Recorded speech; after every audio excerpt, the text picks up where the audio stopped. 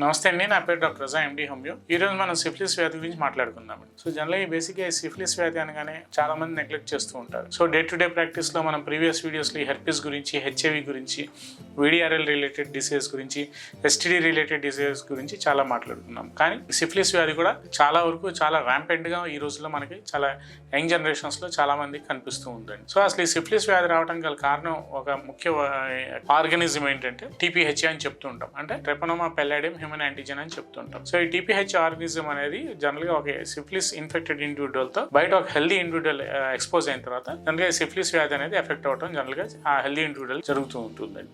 So basic గా ఈ syphilis వ్యాధిలో మనం 3 స్టేజెస్ లో తీసుకుంటూ ఉంటాం. సో దీన్ని మనం primary, secondary and tertiary syphilis అని చెప్తూ ఉంటాం. సో జనరల్ గా ఒకసారి ఒక సిఫిలిస్ ఎఫెక్ట్ అయిన తర్వాత సో జనరల్ గా దీనికి ప్రైమరీ సిఫిలిస్ అనేది ఎర్లీ స్టేజెస్ లో అంటే స్టార్టింగ్ సిమ్టమ్స్ అనేవి చాలా తొందరగా కనిపిస్తూ ఉంటాయి. అంటే 2 to 4 వీక్స్ తర్వాత అతనికి ఒకవేళ ఈ సిఫిలిస్ బారిన పడితే జననేంద్రియాల దగ్గర, జెనటల్స్ దగ్గర ఏమవుతుందంటే ముందు భాగాన చిన్న పీనట్ సైజ్ అల్సర్స్ లాగా, అంటే చిన్న పుండులాగా అల్సర్స్ లాగా ఫార్మ్ అవుతూ ఉంటాయి. సో దీన్ని మనం క్యాంక్రాయిడ్స్ అని చెప్తూ ఉంటాం.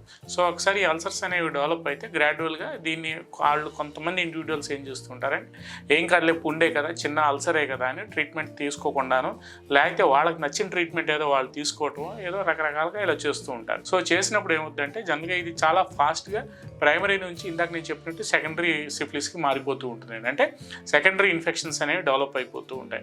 సో ఈ అల్సర్ అనేది ఒకసారి స్టార్ట్ అయిన తర్వాత గ్రాడ్యువల్గా ఇది సెకండరీ సిఫిలిస్కి మారింది అంటే మాత్రం ట్రీట్మెంట్ చేయడం డాక్టర్ గారికి కూడా కష్టం అవుతూ ఉంటుంది. సో జనరల్గా సెకండరీ ఇన్ఫెక్షన్స్ అంటే ఏమిటి? మెయిన్గా ఈ యూరినరీ బ్లాడర్లో ఇన్ఫెక్ట్ అవటం, లేదంటే యూరిన్ పోసేటప్పుడు విపరీతమైన మంట, దురద అది రావటం, యూరిన్ పోసేటప్పుడు ఒక రకమైన అఫెన్సివ్ స్మెల్, ఒక రకమైన వాసన అనేది ఉండటం, సో యూరినరీ బ్లాడర్ వాల్ ఏదైతే ఉందో లోపల అదంతా ఎఫెక్ట్ అయిపోవటం, లోపల మ్యూకస్ మెంబ్రేన్ లోపల అంతా ఎఫెక్ట్ అయిపోయినప్పుడు దాన్ని సిస్టైటిస్ అనే ఒక కండిషన్ అనేది చెప్తూ ఉంటామండి. సో ఇట్లాంటి కండిషన్స్లో ఏంటంటే ఇది ప్రైమరీ సిఫిలిస్గా ఉన్నప్పుడే దాన్ని ట్రీట్మెంట్ తీసుకుని తగ్గించుకోవాల్సిన అవసరం ఎంతైనా ఉంటుంది.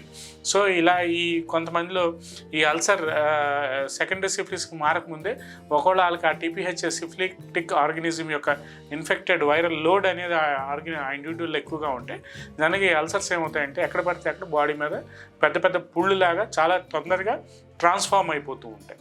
సో ఇలా పీనట్ సైజ్ అల్సర్ కాడ నుంచి వాళ్ళు ఈ నాన్ హీలింగ్ అల్సర్స్లో కూడా కొంతమంది కన్వర్ట్ అయిపోతూ ఉంటాయి. సో ఇట్లాంటి కండిషన్స్ని కూడా నేను చూసాను నా క్లినిక్లో ప్రాక్టికల్గా.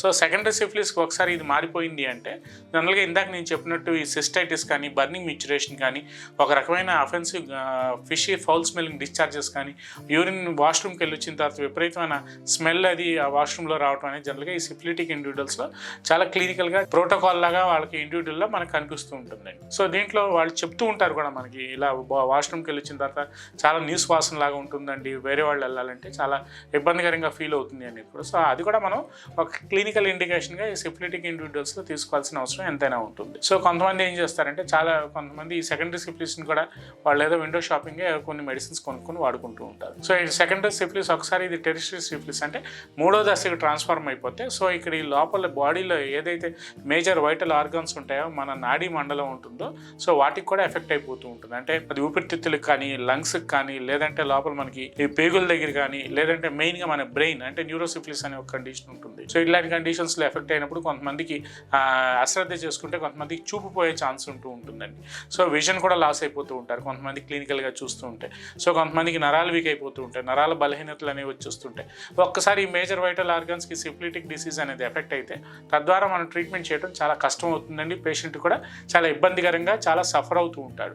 సో ఇట్లాంటి కండిషన్స్లో ఏంటంటే ఏదో చిన్న దాంతో పోయేదానికి గొడ్డల వరకు తెచ్చుకున్నట్టు అయిపోయినట్టు అవుతుంది. కాబట్టి సో దీంట్లో ఏంటంటే చాలా చిన్న స్టేజ్లో ఉన్నప్పుడే క్లియర్గా మీరు ఒక క్వాలిఫైడ్ డాక్టర్ గారి దగ్గరికి మీరు అప్రోచ్ అయినప్పుడు అది చిన్న పీనట్ సైజ్ అల్సర్ లాగా ఉన్నప్పుడే దాన్ని మీరు సిగ్గుపడకుండా మీకు ఉన్న ప్రాబ్లం ఏదో మీరు క్లియర్గా డిస్కస్ చేసుకుంటే టీపీహెచ్ఏ అనే ఒక సింపుల్ టెస్ట్ ద్వారా అది పాజిటివ్ అండ్ నెగిటివ్, అతను పాజిటివ్ అంటే ఆ చెప్పే క్లినికల్గా కండిషన్స్ ప్రకారంగా ఈ డిసీజ్ ఏదైతే మనకి ల్యాబ్ రిపోర్ట్ వచ్చిందో వాల్యూ మ్యాచ్ అవుతుందో చూసుకుని తద్వారా మనం ట్రీట్మెంట్ అనేది స్టార్ట్ చేస్తే చాలా వరకు చాలా ఫాస్ట్గా మనం బెస్ట్ అండ్ బ్యూటిఫుల్ రిజల్ట్స్ హోమియోపతిలో మనకి ఏవైతే మెడిసిన్స్ అందుబాటులో ఉన్నాయి, గ్రాఫైటిస్ అని, వెరట్రమాల్బమ్ అని, వెరట్రమిరిడే అని, నక్సోమికా అని, సెలేనియం అని, టారెంటులా అని, ఇట్లా చాలా రకాల మందులు మనకు అందుబాటులో ఉన్నాయి.